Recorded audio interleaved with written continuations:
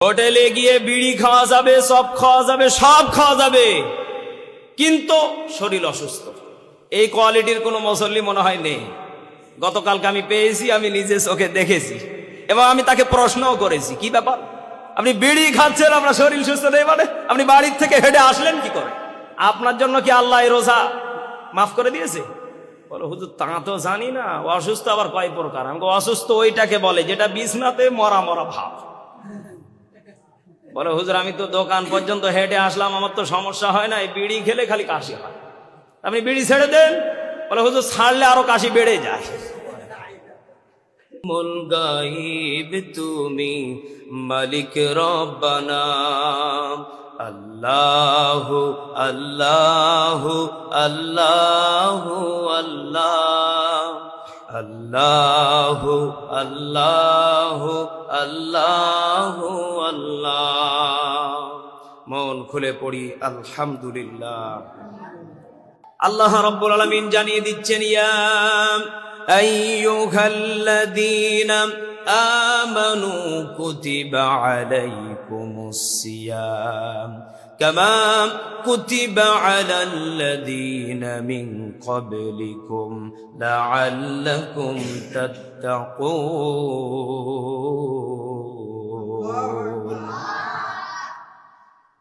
আল্লাহ রাব্বুল আলামিন আমাদেরকে জানিয়ে দিচ্ছেন, হে ঈমানদারগণেরা, কুতিবা আলাইকুমুস সিয়াম, তোমাদের উপরে আমি সিয়ামকে ফরজ করেছি লিখিত আকারে। সুবহানাল্লাহ বলেন। আল্লাহ এখানে ডাইরেক্ট আমাদের ব্যাপারে বলছেন, কুতিবা আলাইকুমুস সিয়াম, আমি আল্লাহ তোমাদের উপরে সিয়াম রোজাকে লিখিত আকারে ফরজ করে দিয়েছি। সুবহানাল্লাহ বলেন। কামা কুতিবা আলাল্লাযীনা মিন ক্বাবলিকুম, তোমরা ভেবো না তোমাদের পূর্বেও যারা ছিল তাদের উপরে একই ভাবে রোজাকে ফরজ করেছি আমি আল্লাহ। কিন্তু আমি এখান থেকে যেটা গবেষণা করে পেয়েছি, মুফাসসিরিন ইকরাম কিতাবের ভিতরে বর্ণনা করেছেন, ওয়াল ফাজরি ওয়ালায়ালিন আশ, কারো কারো জন্য আশুরার সময় 10টা ফরজ ছিল। কয়টা বলেন বলেন? 10টা। কিছু কিছু উম্মতের উপরে 24 ঘন্টা রোজা ফরজ ছিল। কিছু কিছু উম্মতের উপরে 24 ঘন্টা রোজা ফরজ ছিল। আর আমাদের উপরে ফরজ কয় ঘন্টা? 12 ঘন্টা। কয় ঘন্টা বলেন বলেন? 12 ঘন্টা। সে আমরা ফজরে খাই, আবার দেখেন যে টাইম মতো আবার আমাদের ইফতারির সময় হয়ে যায়, তাতে হিসাব করে কয় ঘন্টা পাওয়া যাচ্ছে? 12 ঘন্টা। 12 একটু বেশি। তো বলেন তো দেখি, এই সিস্টেমটা আমাদেরকে সুন্দর করে আমাদেরকে শিখিয়েছেন তিনি কে? কত সুন্দর করে দেখেন, জিলহজ মাসের 1 থেকে 10 পর্যন্ত সিয়াম কিছু কিছু লোকের উপরে ফরজ ছিল। 10টা রোজা। কয়টা? আমাদের উপরে কয়টা বলেন? কারো উপরে ছিল 10টা, কারো উপরে 30টা, কারো উপরে 24 ঘন্টা রোজা। এটা হলো মুসা নবীর উম্মত। কার নবী? কোন নবী বলেন বলেন? মুসা নবীর উম্মত সকালে খাইতো, আবার রাত্রি হলে আবার ওই একই সময় গিয়ে ইফতারি করতো। 24 ঘন্টা। কয় ঘন্টা? 24 ঘন্টা। এই যে টাইম গুলো আমাদেরকে নির্দিষ্ট করে দিলেন তিনি কে? আল্লাহ বলেন, কামা কুতিবা আলাল্লাযীনা মিন ক্বাবলিকুম। আল্লাহ কত সুন্দর করে আমাদেরকে জানিয়ে দিচ্ছেন, তোমাদের আগে পূর্বপুরুষ যারা ছিল তাদের উপরে ঠিক একই ভাবে মাহে রমজানকে তোমাদের মতো করেই ফরজ করা হয়েছে। জোরে বলেন সুবহানাল্লাহ। আচ্ছা বলেন তো দেখি, যদি কোনো ব্যক্তি মাহে রমজানকে ফরজ মনে করে, একটা দামি গুরুত্বপূর্ণ জিনিস মনে করে যদি কেউ আমল করতে পারে, তাকে আল্লাহ কিছু দেবে না, এমন কথা কি কোরআনে বলেছে? বলেন তো দেখি। সাধারণত আপনাকে আমি বোঝানোর জন্য এতটুকু যদি আমি একটা SMS দেই, হয়তো আপনি বুঝতে পারবেন। একজন মানুষ সারাদিন মানুষের বাড়ি খেটে পায় 500 টাকা। কত টাকা বলেন বলেন? 500 টাকা। আর একজন মানুষ এমন একটা চাকরি করে, সে 1 ঘন্টায় 1 লক্ষ টাকা কামাই করে। কত টাকা? এখন বলবেন, হুজুর যেই মানুষটা সারাদিন খাটলো, মানুষের বাড়ি মাটি কেটে, রোজা অবস্থায় ওর কলিজা শুকিয়ে গেল, সেই দিন একজন মুসল্লি দুইজন গল্প করতে করতে যাচ্ছে, কয় আমি 12 বিঘা জমিতে সার ছিটিয়েছি আপনার জমিতে। আর আরেকজন গল্প করতেছে, কয় আমি 22 বিঘাতে সার ছিটিয়েছি। ওনারা আমার কাছে বলছে, কয় তুমি ছিটিয়েছো রোজা করে 12 বিঘা, আর আমি ছিটিয়েছি একই দিনে রোজা করে 22 বিঘা। তাহলে কারটা বেশি? হুজুর আপনি ফায়সালা। আচ্ছা বলেন তো দেখি, দুইজনেই কষ্ট করলেন, এবার বলেন তো দেখি দুইজনের কষ্টের ভিতরে ভাগ আছে না নেই? বলেন। সম্মানিত মুসল্লিন ইকরাম, যেই ব্যক্তি 1 ঘন্টা কর্ম করে 1 লক্ষ টাকা কামাই করলেন, নাম কি জানেন? আর ডিগ্রি অর্জন করতে লক্ষ লক্ষ টাকা খরচ করেছে, নাম হলো ডক্টর। কি? সিলেটের একজন ডক্টর আছে, উনি 15 মিনিটে 1 লক্ষ টাকা কামাই করে। কয় মিনিটে? ওনার নাম কি যেন, কামাল উদ্দিন না কি যেন সম্ভবত। উনি 15 মিনিটে 1,15,000 না কত টাকা উনি কামাই করে, উনি নিজে হিসাব দিয়েছিলেন। সুবহানাল্লাহ বলবেন না? 15 মিনিটে একটা মানুষ যদি 1,15,000 টাকা কামাই করতে পারে, তাহলে বলেন তো দেখি আপনি সারাদিন 500 টাকা মানুষের বাড়ি গলা শুকিয়ে কামাই করছেন। এবার আপনি যদি বলেন হুজুর আমার টাকায় বরকত বেশি, ও কি হলো? যে মানুষটা মরে যাচ্ছিল বাঁচানোর জন্য কত পড়ালেখা, কত চেষ্টা, কত পরিশ্রম, কত কি করা লাগলো, মা বাবাকে ত্যাগ করে বিদেশের মাটিতে গিয়ে বছরকে বছর শিক্ষা ডিগ্রি অর্জন করলো। এখন বলেন তো দেখি, আল্লাহ বলেন যে যেমন কর্ম করবে, যে যেমন কষ্ট করবে, আল্লাহ তাকে তেমন ফায়সালা রিজিক বাড়িয়ে দিবে। সুবহানাল্লাহ। আপনি মাহে রমজানে সকাল থেকে সন্ধ্যা পর্যন্ত না খেয়ে থাকতে পারেন না, আপনি কি মানুষ? আপনি মানুষ?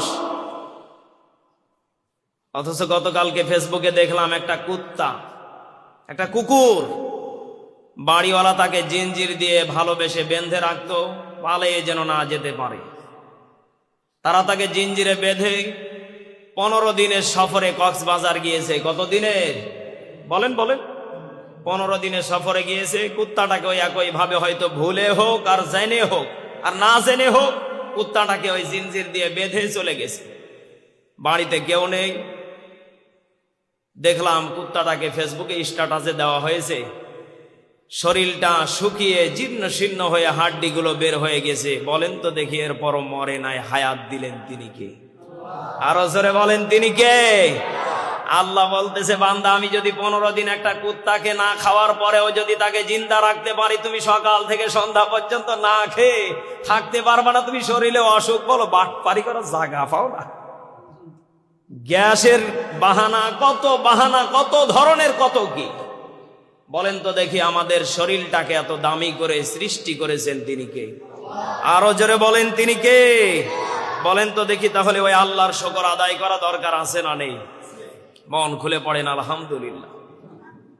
যদি কোনো বান্দা মাহে রমজানে রোজা রাখতে পারে ঠিক নিয়ম পদ্ধতিতে, আল্লাহ বলেন লাআল্লাকুম তাত্তাকুন, ঈমানদার হওয়ার জন্য এতটুকুই যথেষ্ট। জোরে বলেন সুবহানাল্লাহ। ঈমানদার হওয়ার জন্য কি এতটুকুই যথেষ্ট?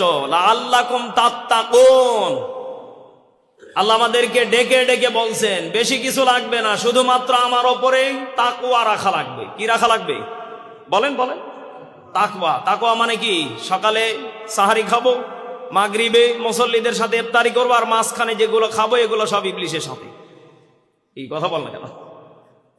মাঝখানে যে আপনি হোটেলে ঢুকে ইচ্ছা মতো টানলেন আর খেলেন, এগুলো কি? আপনি বইয়ের সাথে সাহারিও খেলেন, দাওয়াতে গিয়ে আপনি ইফতারিও খেলেন, আপনি আগা কাতারে বসলেন, মসজিদে ইমাম সাহেবের সাথেও আপনি নেই, মোনাজাতও নেই, আগা কাতারে আপনি বসলেন। অথচ আপনি মাঝখানে যে কামগুলো করলেন, এগুলোকে আপনি ওলি? আপনি কি এগুলো ওলির পরিচয় দিলেন? একটু মন খুলে নাউজুবিল্লাহ বলবেন না? আল্লাহ তাদেরকে হেদায়েত নসিব করুন, পড়েন আমিন।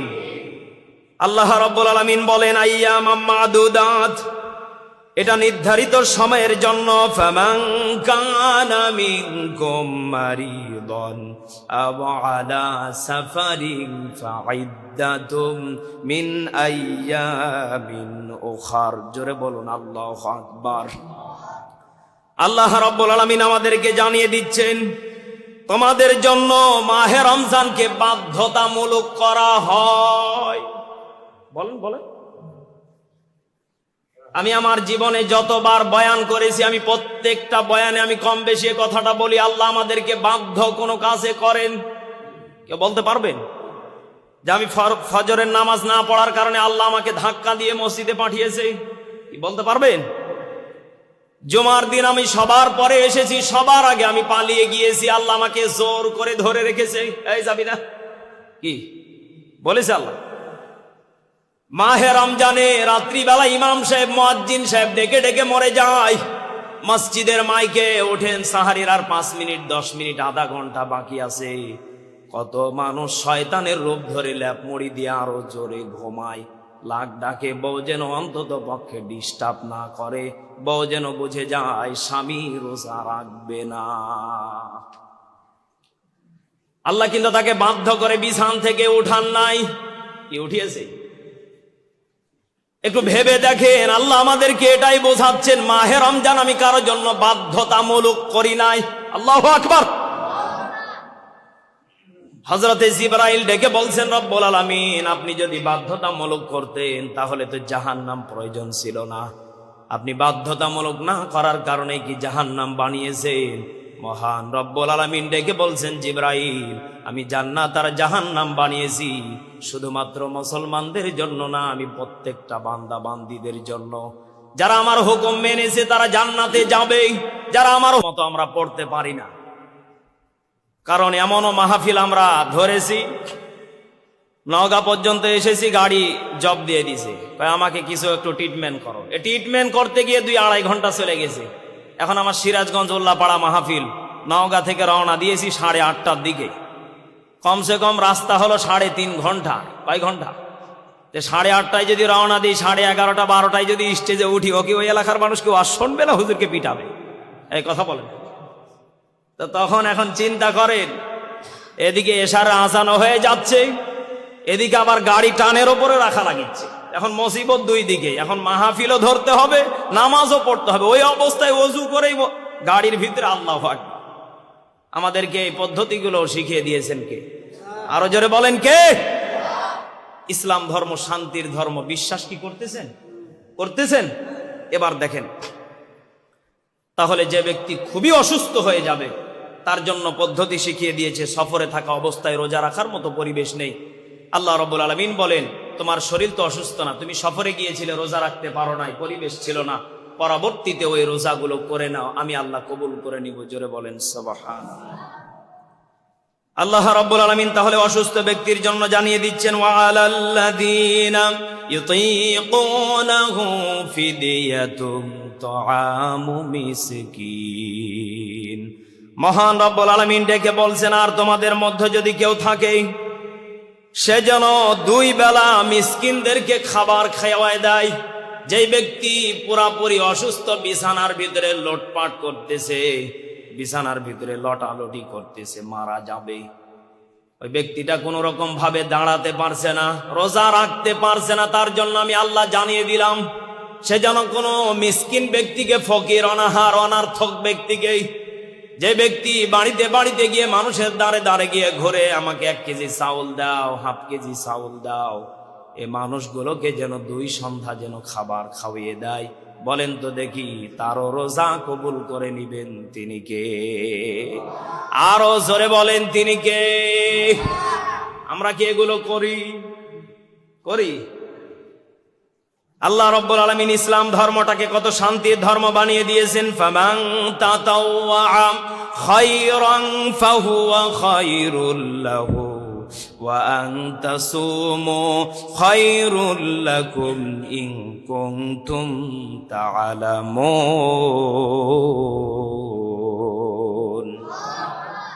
আল্লাহ রাব্বুল আলামিন জানিয়ে দিচ্ছেন, দুনিয়ার মানুষ, তোমরা যদি খুশির সাথে কেউ যদি রোজা রাখতে পারো, কার সাথে? আমরা যারা রোজা রাখি, প্রকৃত পক্ষে যারা রোজাদার, এরা কি বেজার হয় না খুশি হয়? বলেন। এই যে আমি রোজা করে বয়ান করতেছি, আমি তো বলতে পারতাম যে রোজা করে ছাতা এত ছিলাম যায়। আচ্ছা বলেন তো দেখি, শক্তিটা আমার ভিতরে দিয়েছেন তিনি কে? রোজা করে যারা মাঠে খেটে খাচ্ছেন এদেরকেও শক্তি দিয়ে দিচ্ছেন তিনি কে? অথচ সুস্থ মানুষ দোকানে বসে থেকে খাবার খাচ্ছে আর অসুস্থতার ভান ধরে বসে আছে। আল্লাহ বলে মাঠে খেটে যে ব্যক্তি রোজা রাখলো ওই ব্যক্তিকে আমি আল্লাহ সুস্থতার নিয়ামত দিয়ে ভরপুর করে দিই। আর তুমি ভান ধরলে বাঘের কিচ্চার মতো, বাঘের গল্পের মতো, 2 দিন বাঘ আসে নাই চিৎকার মারছো, 3 দিনের দিন বাঘ আসবে, কেউ যাবে না। কথা বলেন ঠিক কি? বেঈমান, মুনাফিক, মুরতাদ, নাস্তিকদের জন্য আল্লাহ বলেন আমি আল্লাহ তাদেরকে এমন বিপদে ফেলবো কেউ যাবে না, তারা এমন ভাবে মরবে। জোরে বলেন নাউজুবিল্লাহ। আজকে শরীর সুস্থ আছে, বাহানা করতেছেন হুজুরের কাছে, যুবক মানুষ রোজা রাখতে পারি না। তুমি পারো না বেটা, রোজা রাখবে কিনা? তোমার চাইতে হিন্দু ধর্মের লোকেরা ভালো, তোমার চাইতে বৌদ্ধ খ্রিস্টানেরাই ভালো। তুমি 1 মাস রোজা রাখতে পারো না, তুমি মুসলমানের সন্তান হইয়া তুমি সাইনবোর্ড লাগাইছো কোন কারণে? আল্লাহর নবী বলেন ওই সমস্ত উম্মত যেন আমার সামনে না আসে যেই উম্মত আমাকে আল্লাহকে অস্বীকার করলো, অমান্য করলো। জোরে বলেন আল্লাহর নবী বলেন আমি সেই দিন কিয়ামতের মাঠে গর্বিতর সাথে আমার উম্মতদেরকে নিয়ে আমি জান্নাতে যাব। আর কিছু কিছু উম্মতদের দিকে আমি আল্লাহর নবী তাকাতো দূরের কথা, তাদের সামনে সাদা পর্দা পড়ে যাবে। আল্লাহ বলবেন নবী আপনাকে দেখার দরকার নাই, আপনি দেখলে তাদেরকে সহ্য করতে পারবেন না, আপনি কান্নার পরিমাণ আরো বাড়িয়ে দিবেন। আল্লাহ রাব্বুল আলামিন বলেন হে নবী আপনি তাকায়েন না। আল্লাহর নবী বলবেন না, আমার উম্মত জাহান্নামে যাবে, আমার উম্মত দোজখে যাবে, আমার উম্মত আগুনে পড়বে, আমার উম্মত আমাকে মানে নাই, আপনাকে মানে নাই, আমি বুঝছি, কিন্তু আমার উম্মতকে আমি জাহান্নামে যেতে দিব না, আমি জাহান্নামে যেতে দিব না। জোরে বলেন সুবহানাল্লাহ।